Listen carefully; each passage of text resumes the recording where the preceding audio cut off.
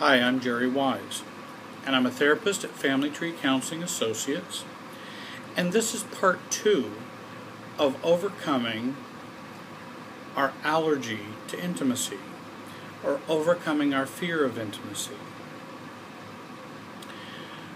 In this video, I'd like to talk about what are some of the symptoms of an allergy to intimacy, and what things we can actually do to increase our level of tolerance for intimacy.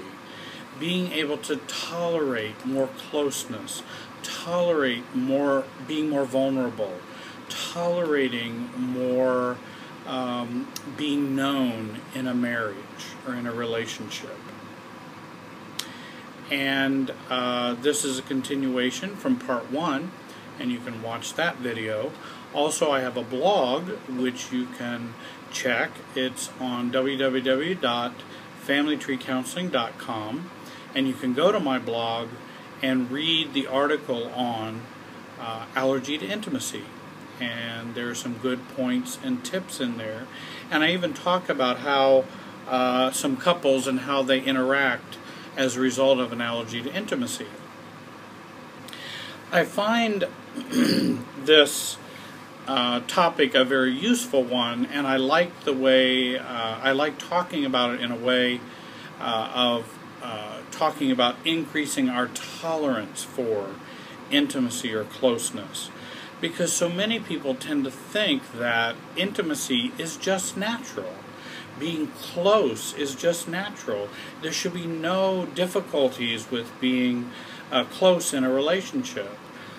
And for a lot of us, when we had a relationship, early on in the relationship, there was actually no problems with being close at all. Because during the romantic phase of the relationship, it's very easy. But we're actually living in a more fantasized relationship. We idealize or fantasize in positive ways about our spouse or partner, and so it's very easy to be closer. Also, we tend to think of intimacy as enmeshment or over-closeness, and our whole culture is focused, and society is focused on enmeshment. And that is very easy to do. It's very easy to fall into enmeshment and over-closeness. And so that's where we get the notions that there's nothing to being intimate. What's hard about it? I can do it real easily.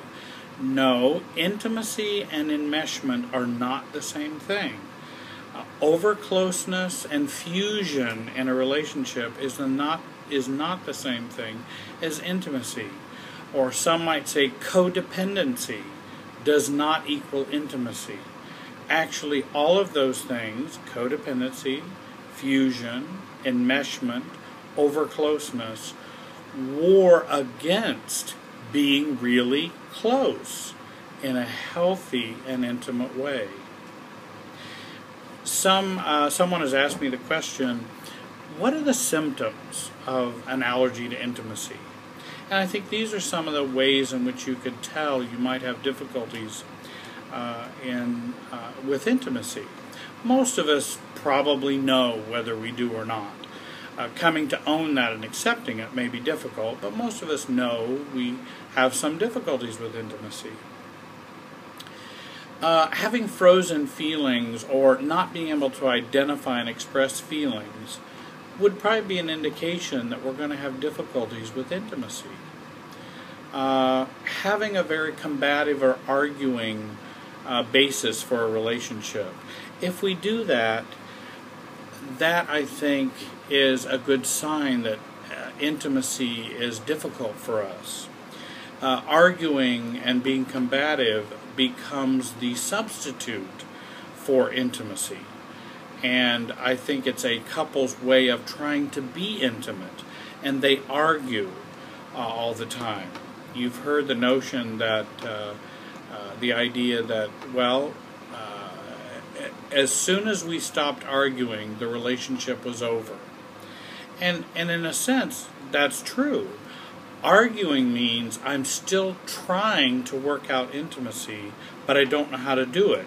and I only do it in kind of a negative way. Once I give up on the intimacy, then I don't argue anymore. There's no need to argue anymore, because I have no way to be positively intimate. I don't know how to do that. So I just give up the negative way of being intimate. And then the relationship generally feels very over for that spouse or for both spouses. And as I've mentioned, enmeshment and codependency are substitutes for real intimacy. They indicate intimacy issues.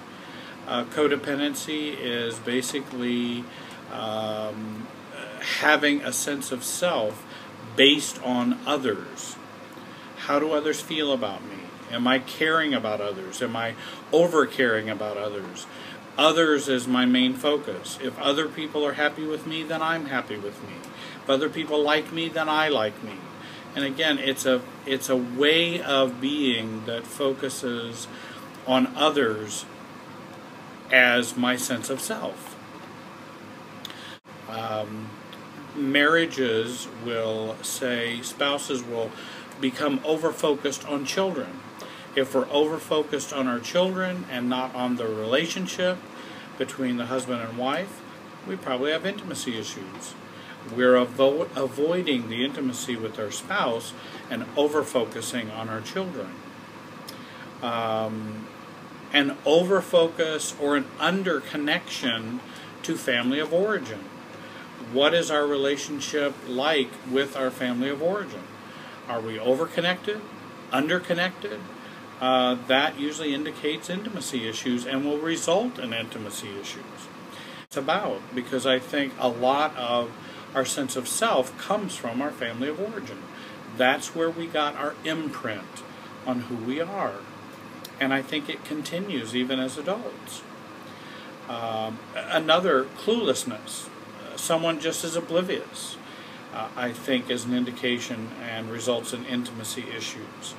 I think a lot of times we choose denial and cluelessness because we don't want to deal with real intimacy. Counterdependency, which is the flip side of codependency. Counterdependency is, I have very little need for others. I tend to like to be in control.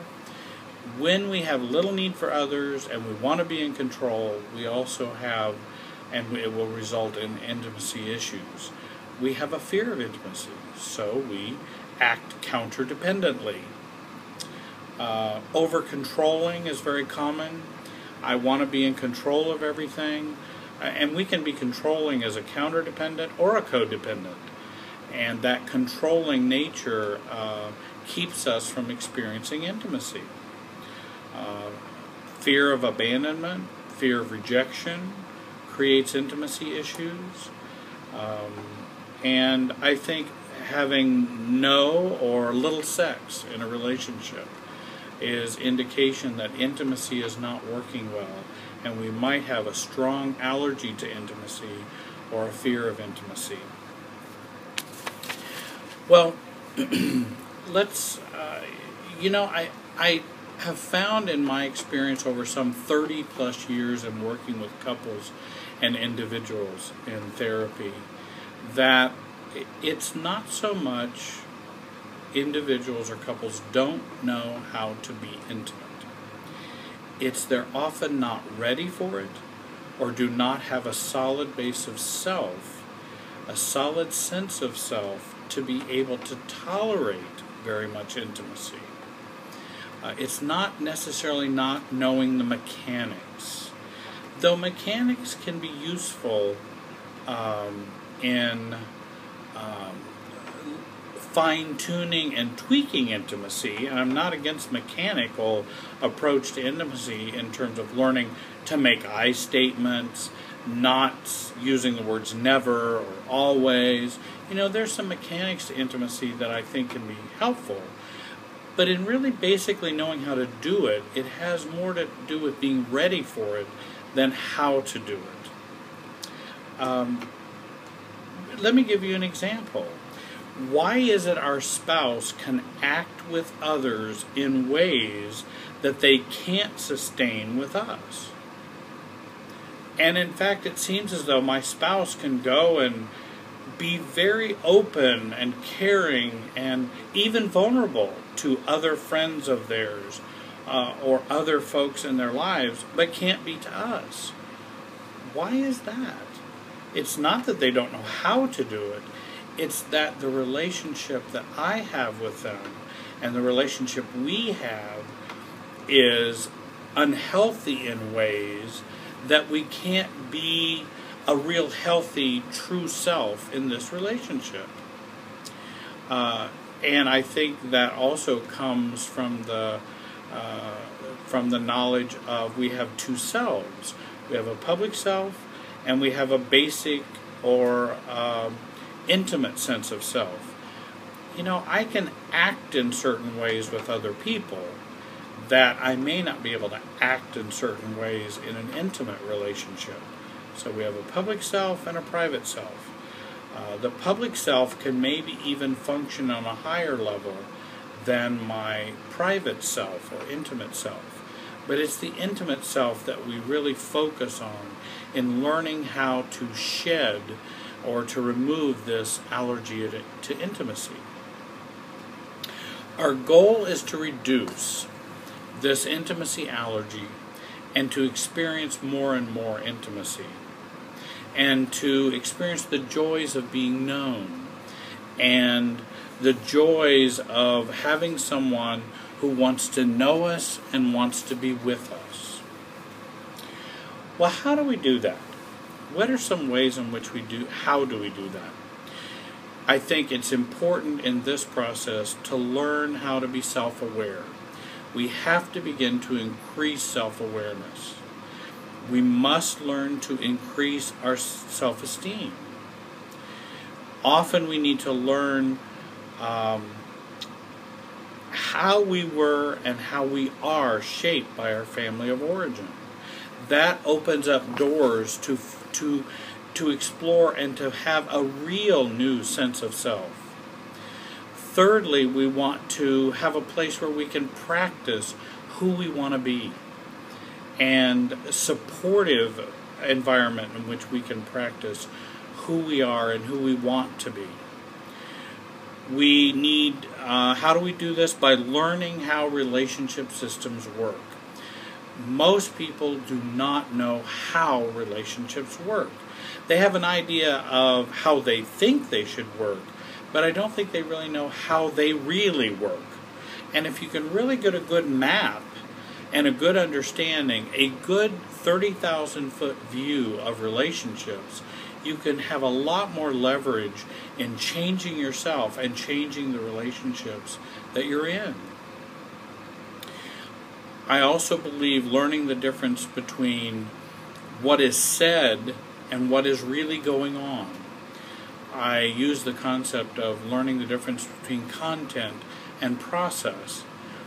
Often we don't have that separate knowledge, which is very important, because what is being said is not the same thing as what's really going on.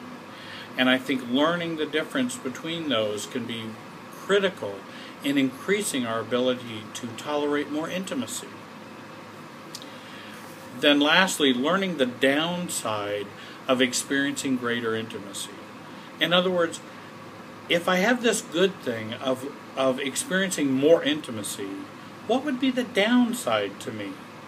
And I talked today with someone and asked them about that. If your husband treated you more special, if you had greater intimacy and you allowed him in and you experienced greater intimacy with him, what would be the downside?